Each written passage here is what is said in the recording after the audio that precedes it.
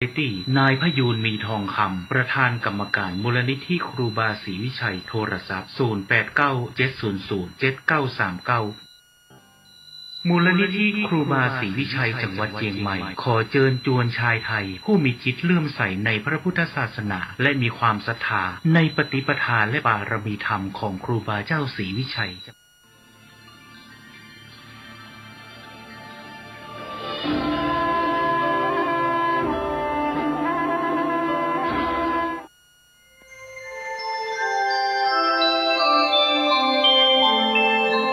ขณะนี้ท่านกำลังฟังสถานีวิทยุกระจายเสียงคลื่นเพื่อการศึกษาพระพุทธศาสนาและวัฒนธรรม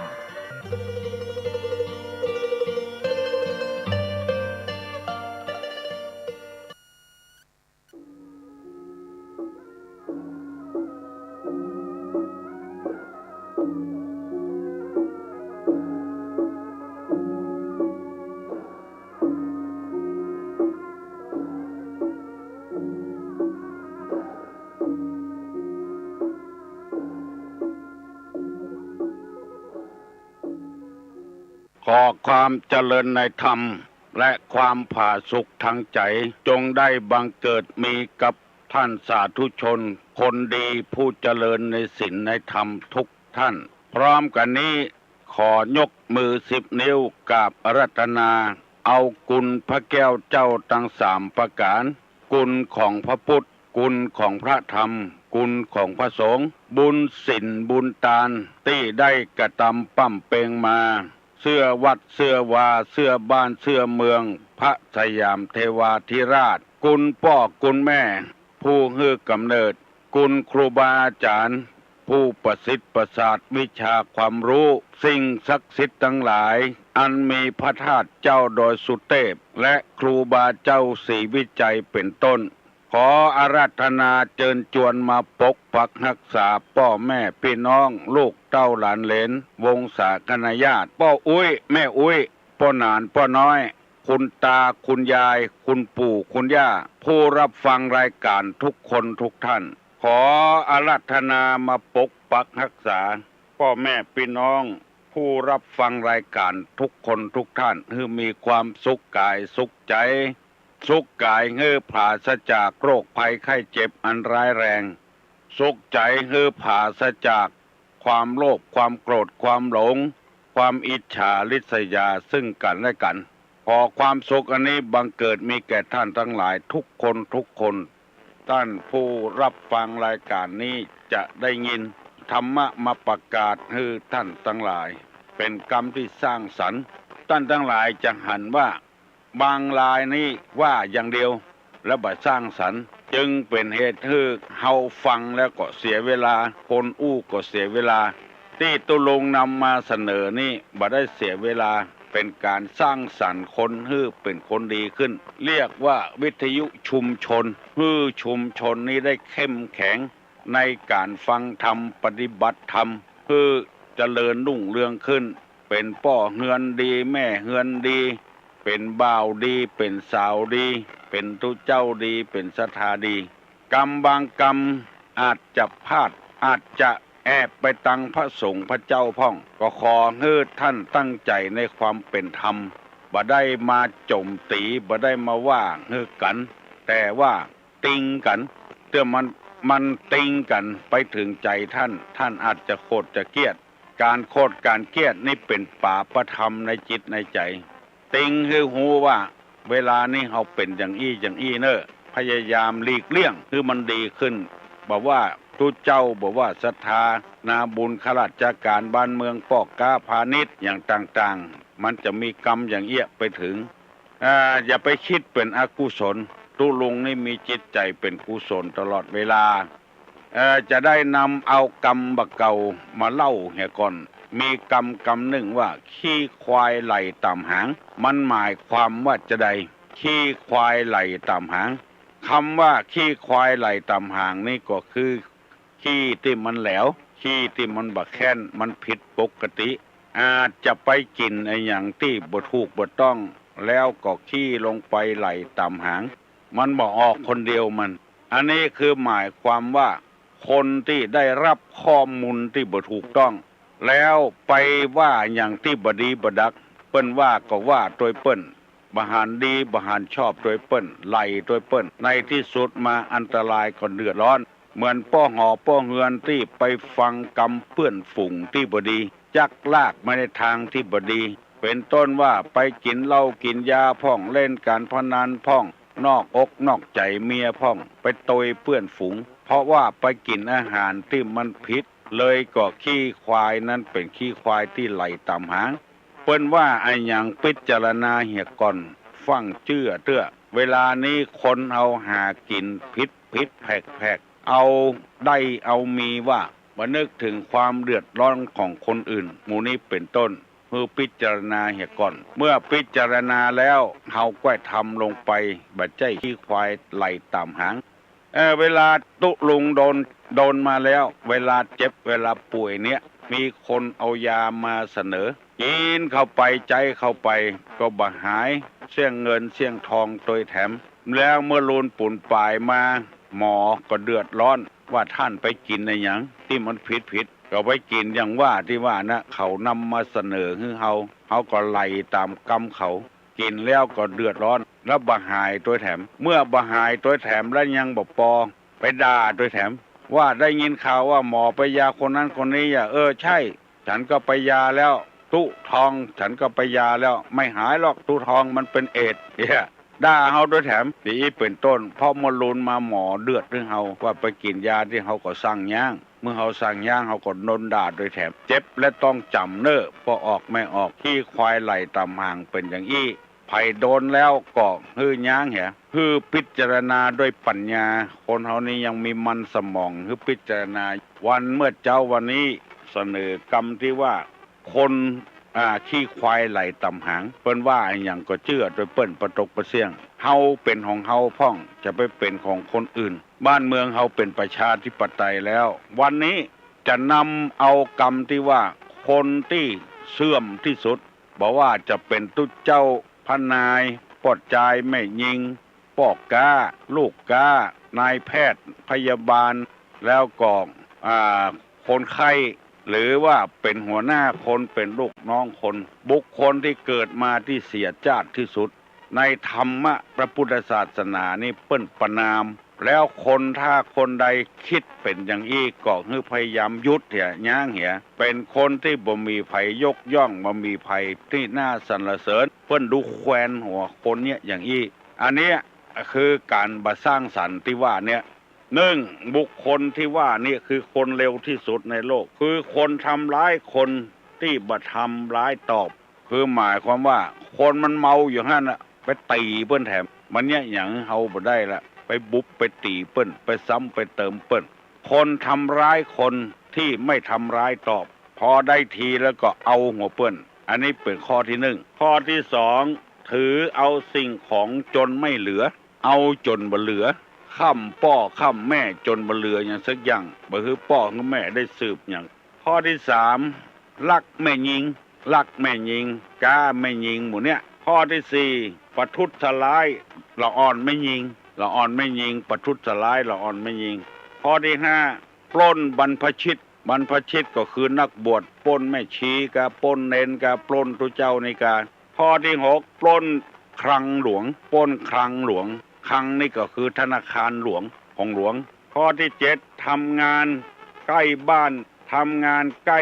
ถิ่นเกินไปใกล้บ้านเกินไปข้อที่6ไม่ฉลาดในการเก็บอันนี้เปิ้นแต่เป็นว่าลักษณะของมหาโจรที่เสื่อมเร็วแต่ถ้าเราจะว่าไปว่ามานี่เป็นการสนับสนุนที่ลักแต่ว่าเราเอามาประกอบว่าเป็นคนที่บัดหน้านับเป็นคนที่นับถือบ่ได้เชื่อถือบ่ได้เป็นคนที่เลวร้ายที่สุดคนอย่างนี้นี่มีมันสมองบ่ใจมันสมองของตัวสักอย่างมีแค่ปัจจุบันอย่างเดียวบ่มีอนาคตบ่ฮู้จะเดือดร้อนหรือไผอย่างคนเผาป่าเนี่ยมื้อนี้เป็นต้นประโยชน์อันยังบ่ได้สักอย่างได้แค่ความสนุกเพลิดเพลินของตัวเองโดยบ่มีมันสมองบ่ได้เอาไปคิดไปใจว่ามันจะเดือดร้อนกับไผเท่าใดเนี่ยคนเอายาพิษไปใส่น้ำให้ป่าตายเนี่ยตัวน้อยตัวนิดตัวอย่างหมู่เนี่ย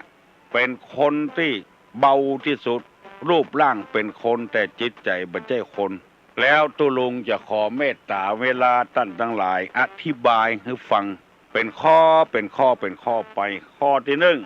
ทำร้ายคนที่ไม่ทำร้ายตอบบุปกาตีกาเห็นฆ่ากามหมู่เนี่ยเปิ้นเนี่ยอย่างบ่ได้เปิ้นบ่มีอาวุธอะไรอย่างสักอย่างและไปทำร้ายเปิ้นบ่มีตั้งต่อสู้ไว้อันเถอะรวมไปถึงคนที่โจมตีคนอื่นที่เปิ้นบ่ตอบเลวร้ายที่สุดนายกจำเป็นได้ออกนายกเพราะนายกบ่ทำร้ายตอบแบ่งหนทางให้กูยังให้ความสะดวกกูยังก็ยังเอาจนได้จนเป็นอยู่คนจำพวกนี้คนใดยังยกย่องสรรเสริญว่าเป็นคนดีอยู่ก็รู้สึกเอาแต่ว่าจะเป็นคนดีกับคนเร็วกันจะควรคบกว่าคนยกย่องให้มันเป็นคนดีต่อไปปกครองบ้านปกครองเมืองกาที่ในหลวงเปิ้นดำรัสว่าคือเอาคนดียกย่องคนดีมาทำการทำงานคือทำลายหมู่ที่เร็วที่สุดและเอากูอย่างแบ่งหนทางคือขอฮื้อไปลงผู้แทนจะเอาช่องใดก็ได้จะเลือกพรรคใดก็ได้ไปหันเตอะมีชื่อหันเตอะก่อนยังบ่ไปเตื้อนอกจากบ่ไปแถมก็ไปฉีกบัตรแถมหมู่เนี้ยเปิ้นบ่สู้แล้วเปิ้นบอกว่าให้ไปเลือกก็ได้ถ้าบ่เลือกก็กาที่ว่าบ่เลือกไผบ่เลือกพรรคใดก็กาเปิ้นถึงบอกอยู่แล้วก่อนจะทำร้ายเปิ้นอยู่เปิ้นบ่เลือกตัวเก่าก็เดือดร้อนโวยวายหมู่นี้เป็นต้นแล้วตุลุงจะบ่อู้อย่างนักเพราะเป็นการบ้านกันเมืองคนที่บ่มีตังต่อสู้แล้วคนที่มอบให้กูสิ่งกูอย่างแล้วมอบอำนาจให้กูสิ่งกูอย่างก็ยังเอาอยู่หมู่เนี้ยถ้าไผยกย่องคบหาสมาคมกับคนหมู่เนี้ยชื่อว่าทำร้ายคนที่บ่มีตังต่อสู้หมู่นี้ไผถ้าเป็นไปอย่างอี้ก็ติตุลุงนำมาเสนอก็เว้นเหียนั่งเล่าขวัญคนเนี่ยมันบ่มีกู้ต่อสู้หมอนั้นเป็นอย่างนั้นหมอนี้เป็นอย่างนี้มันบ่มีต่อสู้ว่าไปแล้วมันบ่เป็นการสร้างสรรค์มันเป็นการทำลายคนอื่นบ่ฮู้เรื่องฮู้ราวก็เลยว่าไปโดยตามนั้นรัฐบาลโกงชาติโกงประเทศโกงบ้านโกงเมืองจะต้องกู้ชาติในหลวงเปิ้นตึงว่าขานคำว่ากู้นี่ก็คือยกขึ้นกู้เนี่ยยกขึ้นอย่าเป็นลดคว่ำเนี่ยกู้ขึ้นมาอันนี้คำว่ากู้ขึ้นมาปลาตัวใหญ่อยู่ในหนองเอาขึ้นมาได้ก็ช่วยกันกู้ขึ้นยกขึ้นกู้รอบเนี่ยหมายถึงว่ายกไซเนี่ยยกมันขึ้นมามันล่มจมแล้วแต่ประเทศชาติยังบ่ล่มจมเตื้อไปตั้งข้อหาว่ากู้ขึ้นมารัฐบาลโกงบ้านโกงเมืองหาหลักฐานมาได้โกงแบบที่ไม่มีหลักฐานเพิ่นบ่สู้แล้วไปตั้งข้อหาว่าโกงแบบบ่มีหลักฐานหมู่นี้เป็นต้นอันเนี้ยคือบุคคลผู้บัดหน้าเลื่อมใสบัดหน้าศรัทธาบัดหน้าที่จะไป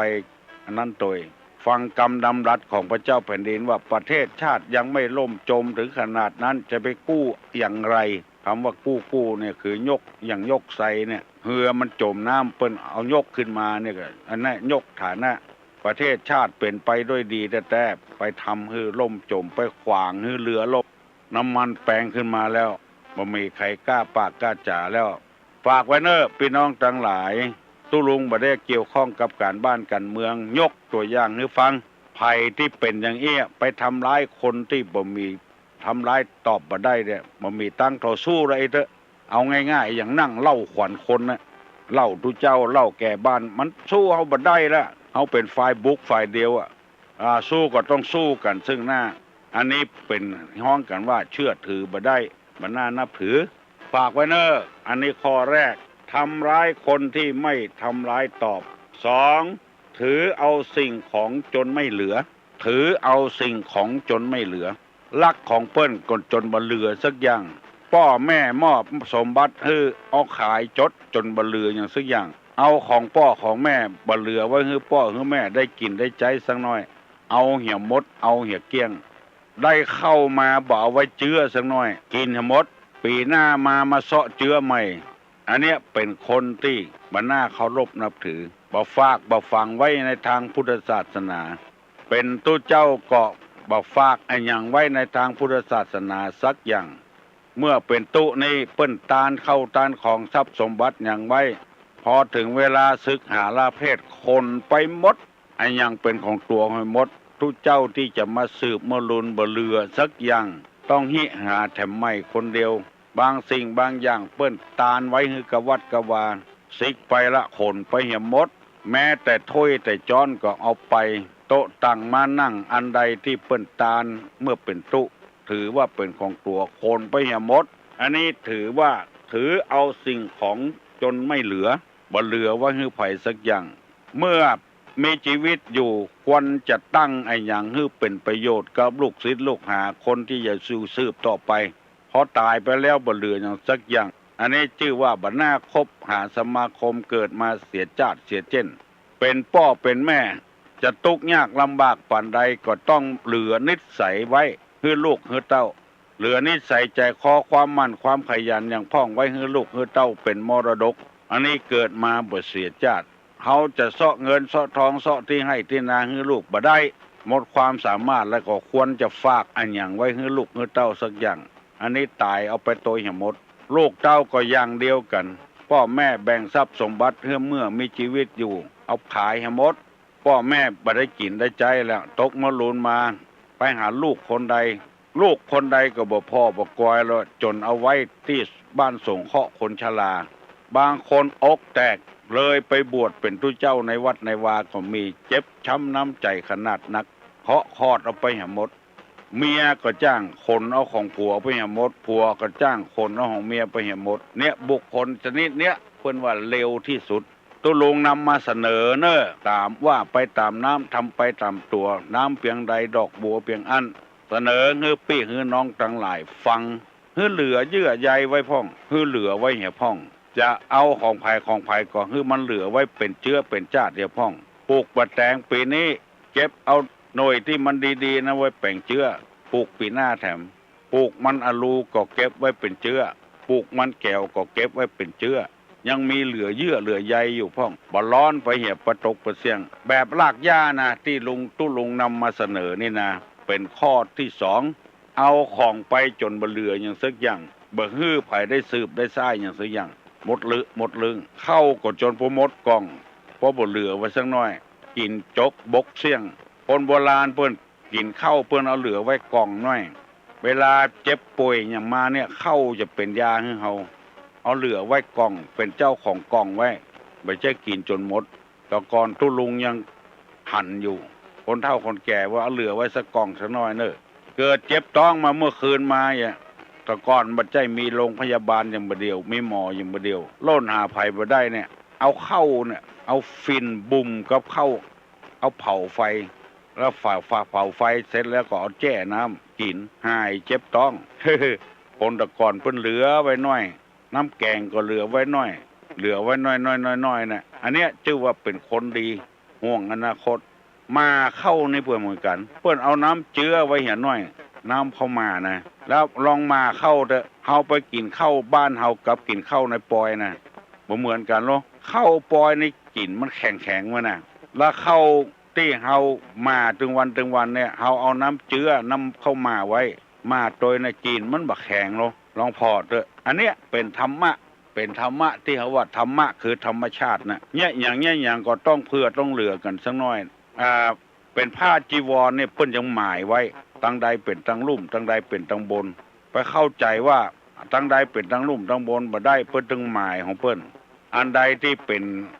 เหลือเงื่อนไว้น้อยถึงสองที่เป็นลูกดุมอันนั้นเป็นตั้งลุ่ม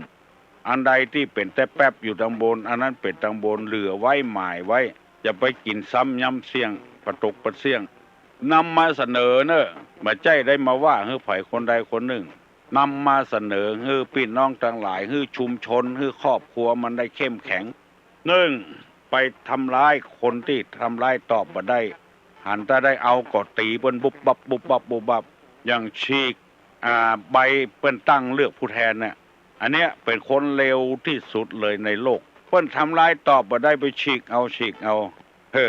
มอลูนเป็นอย่างใดเปิ้นหันหน้ามดถ่ายรูปเอามดนึกว่าจะปลอดภัยเปิ้นบ่ได้เนี่ยอย่างเฮือตัวเจ็บช้ำน้ำใจจงขนาดนั้น ใบเปิ้นพิมพ์ออกมาโดนฐานทำร้ายทรัพย์สมบัติของชาติตัวเองแล้วก็โดนฝ่าฝืนกฎระเบียบกฎหมายบ้านกฎหมายเมืองตัวเองฝากไว้เนอะทำร้ายกับคนที่ตอบบ่ได้จะไปเนี้ยจะไปทำ2ถือเอาสิ่งของจนมาเหลือแล้วข้อที่3ว่าลักพาสตรีลักพาสตรีอย่างขโมยเนี่ยลักไม่ยิงเนี่ยเป็นข้อที่3แม่ยิงก็เป็นที่เอาหูอยู่ทั่วๆไปแล้วว่าเป็นไอ้หยังคือเพศตรงกันข้ามบ่มีอาชีพอย่างแล้วกาไปลักเอาคนเอาไปขายให้คนอื่นเอาไปบำรุงบำเรอเปิ้นคนอื่นลูกไผก็ฮักเมียไผก็ฮักลูกจ้างไผก็ฮักไปลักเอาลูกเปิ้นไปลูกไม่ยิงลักเอาไม่ยิงไปถือว่าเป็นลูกไอ้เด้อคนเฮาถ้ามีพ่อมีแม่ก็เกิดบ่ได้ลูกจ้างเปิ้นเนี่ยไปจวนลูกจ้างเปิ้นคือมาเนี่ยการของตัวเองเนี่ยเป็นคนที่เร็วที่สุดมามีสติปัญญาแล้วจ้างไม่ยิงทำการดีไปปอบไปโยนเปิ้นอยู่กับมันได้เงินเดือนใดได้เงินเดือน 6,000 มาอยู่ด้วยกูเถอะกูจะฮื้อ 8,000 อันนี้ก็เป็นคนเร็วที่สุดมามีสติบ่มีปัญญาอย่างแล้วไปลักเอาไม่ยิงแล้วลักลูกจ้างเปิ้นลักลูกของเปิ้นลักเมียของเปิ้นปาเมียเปิ้นหนี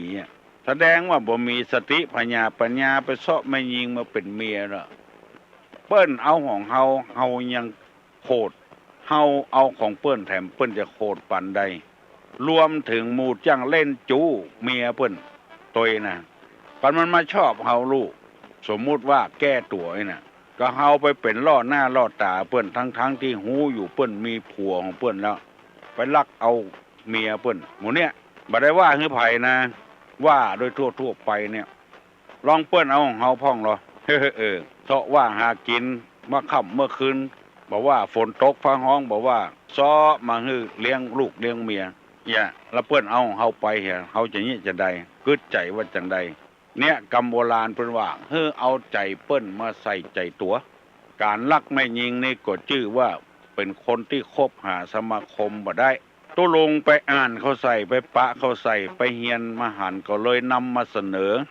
คือท่านผู้ฟังทั้งหลายได้ฟังเนี่ยเพื่อนำไปกึดเพื่อนำไปใจแล้วสังคมเฮาจะอยู่อย่างมีความสุขไปเป็นจู้สู่ผัวสู่เมียเปิ้นนี่มันจะอยู่ด้วยกันบ่ได้ถ้ามันมอบเพื่อกันเหียไปทำยัง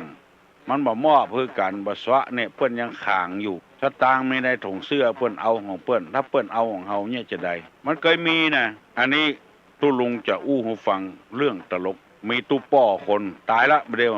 มาฟ้องตุลุงบ่เอาเรื่องฟ้องเพราะอย่างเพราะมันมีได้ข้าวต้มข้าวหนมมามันลักมาซ่อนเนี่ยเปิ้นตาเนื้อเสียงตึงหมู่ข้าแด่พระสงฆ์ผู้เจริญบ่ใช่ว่าข้าแด่ท่านคำผู้เจริญท่านเปงผู้เจริญเปิ้นบ่ได้ว่าอย่างนั้นทองเปิ้นตาลแก่สูงลูกข้าแด่พระสงฆ์ผู้เจริญฟังทีข้าพเจ้าทั้งหลายขอน้อมถวายสังฆทานกันอย่างกัดตาลให้แก่สงฆ์ลูกบ่ใช่ตาลให้ไผคนใดคนหนึ่งนี่เปิ้นได้เปิ้นเก็บไว้ถ้าลูกถ้าหลานมาเอาให้ลูกให้หลานพระน้อยขโยมที่อยู่ในวัดอุปถากอุปถัมภ์ล้างห้องน้ำฮื้อซักผ้าฮื้อ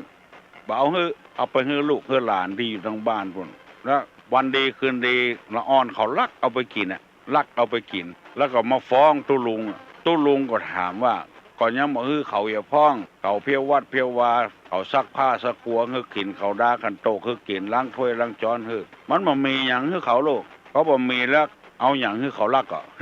ลักปิ้งมันเป็นอย่างอี้นะที่นำมาเสนอนี่บัดเดียวนี่ตุลุงตัวนั้นก็ตายเมินละเล่าให้ฟังเนี่ยทีข้าแต่พระสงฆ์ผู้เจริญเนี่ยเอาฮื้อพระสงฆ์ถึงวัดตั้ง4รูปขึ้นไปเป็นสงฆ์ลูกพระเจ้าตนเดียวเป็นสงฆ์บ่ได้โลตั้ง4รูปขึ้นไปเป็นสังฆะบ่ใครมีไผนะนำมาเสนอให้พี่น้องทั้งหลายนะเมื่อเป็นอย่างอี้แล้วเฮาก็ต้องฮู้ตัวเก่าเฮาฮักเมียเฮาต่อใดฮักลูกไม่ยิงเฮาต่อใดฮักคนงานไม่ยิงที่ทำงานความดีให้เฮาต่อใดเฮาก็อย่าไปลักของเพิ่นลักพาสตรีเนี่ยเป็นบุคคลที่บ่น่าคบหาสมาคมวันนี้ตุลุงนำมาเสนออยู่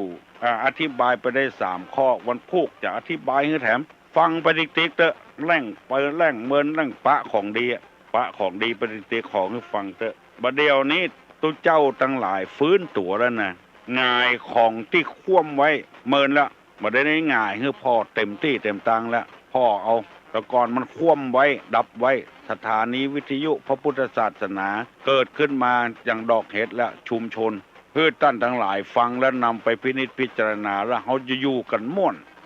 อยู่อู้กันล่งส่งกันปอเพื่อสบายอกสบายใจสปีติโยวิวัชชันตุสัพพะโรโควินัสตุมาเต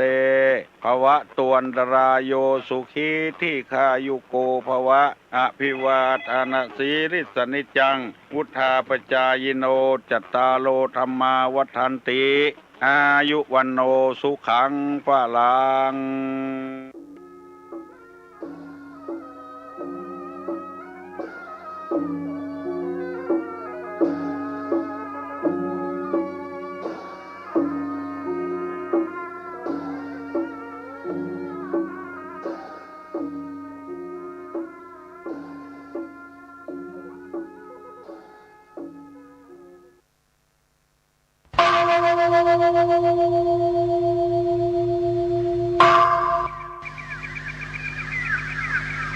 พรุ่งนี้เป็นวันพระขอเชิญลดละอบายมุขทำจิตใจให้สงบสะอาดปราศจากสิ่งเศร้าหมองทั้งปวงเข้าวัดฟังธรรมแล้วไหว้พระสวดมนต์ตามสมควร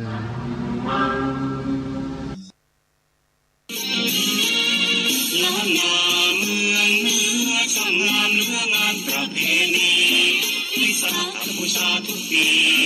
ไหว้สาบารมีจุ่มสลีมาเดียวขึ้นดอยผู้เฒ่าหนุ่มสาวเด็กน้อยจุ่มมือกันเดียวเป็นถ้อยขึ้นบนดอยสุเทพเทวาวัดพระธาตุดอยสุเทพราชวรวิหารขอเชิญชวนพุทธศาสนิกชนผู้ใจบุญร่วมงานไหว้สาบารมีพระบรมธาตุดอยสุเทพถวายน้ำสงฆ์พระราชทานเนื่องในวันวิสาขบูชาวันอัฐมีบูชาตั้งแต่วันที่28พฤษภาคมจนถึงวันที่11มิถุนายน2566ขอเชิญชวนร่วมเป็นเจ้าภาพถวายจตุปัจจัยทายทานแด่พระภิกษุสงฆ์สามเณรผ้าไตรจีวร300ไตรหนังสือพระไตรปิฎก300เล่มหม้อน้ำมนต์ล้านนา300ชุดทุนการศึกษาสามเณร500รูปท่านผู้มีจิตศรัทธาสนใจร่วมทำบุญติดต่อได้ที่สำนักงานวัดพระธาตุดอยสุเทพธนาคารกรุงไทยเลขที่บัญชี549-026-7720หรือติดต่อสอบถามได้ที่พระครูปริยัติเจติยานุรักษ์061-998-1978พระครูธรรมธรวัชรินทร์090-028-6609พระครูสิริเจติยานุกูล089-853-8031หรือติดต่อได้ที่นานวุฒิชาติคำปันห้องส่งวัดอินทขินสะดือเมือง086-671-3446ได้ตั้งแต่บัดนี้เป็นต้นไปภูมิใจในประเพณี600กว่าปีที่เดียวขึ้นดอย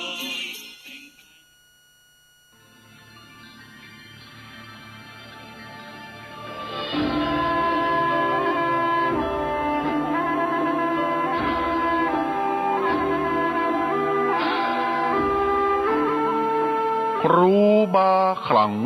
กองลวงดังบาติกสดสีประเพณีดีงาม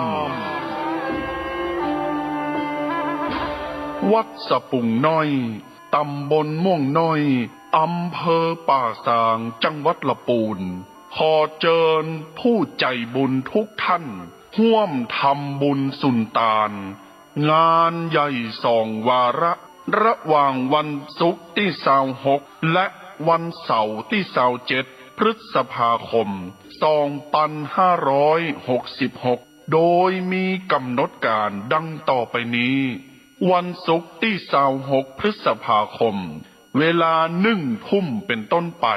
ประกอบพิธีพุทธาภิเษกเสกซ่อมย้อมยศสมเด็จองค์ปฐมต่างมหาจักรพรรดิทรงล้านนาพระประธานศาลาหอฉันอุดมสมสุขวัดสะปุงน้อย เวลา2 ทุ่มแสดงพระธรรมเทศนาอบรมสมโภชองค์พระประธานศาลาหอฉันอุดมสมสุขสมเด็จองค์ปฐมปางมหาจักรพรรดิล้านนาวันเสาร์ที่27 พฤษภาคม 2566 เวลาตี 5ประกอบพิธีเบิกพระเนตรหรือไข่ตาพระเจ้าพระประธานศาลาหอฉันอุดมสมสุขท่านได้คำศาสนาเวลา9:39 นาทีพระสงฆ์พิธี30 รูปประกอบพิธีเจริญพระพุทธมนต์ในงานประเพณีส่งน้ำอธิธาตุและหูปเหมือนหลวงปู่ครูบาอ้ายอินทปัญโยอดีตเจ้าอาวาสวัดสะปุงน้อยเป็นสิ่งที่เรายึดถือบูชาภายในงานนี้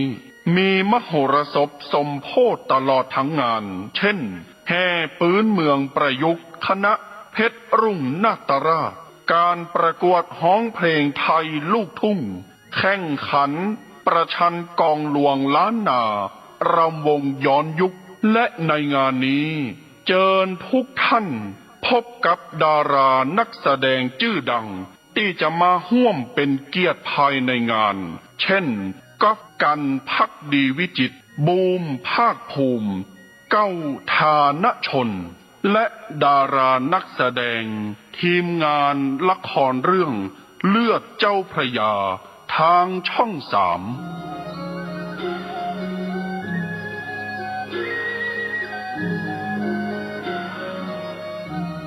ติดต่อสอบถามร่วมทำบุญได้ที่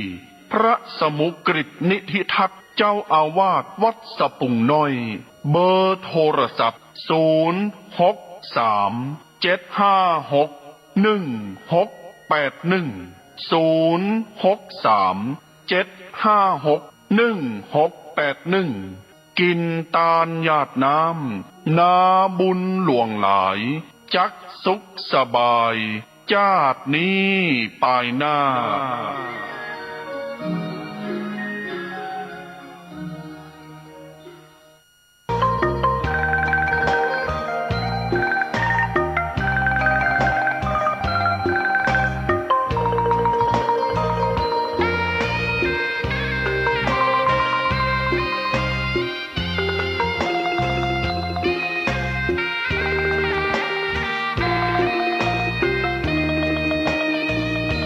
ชะตาฟ้าหรือบารมีชักนำถึงอยู่แสนไกลล้ำพระธรรมไม่มีมองไม่ฟ้าเพียงดินยังทวินฝันไฟเข้าดงขมิ้นเมื่อใดอิ่มอกอิ่มใจเสมอสายทางคนดีใจน้อมอธิษฐานบารมีสิ่งดีที่ได้พบเจอเห็นชายผ้าเหลืองทุกวันฝันเพ้ออยากบวชจริงละเมอเข้าวัดบ้า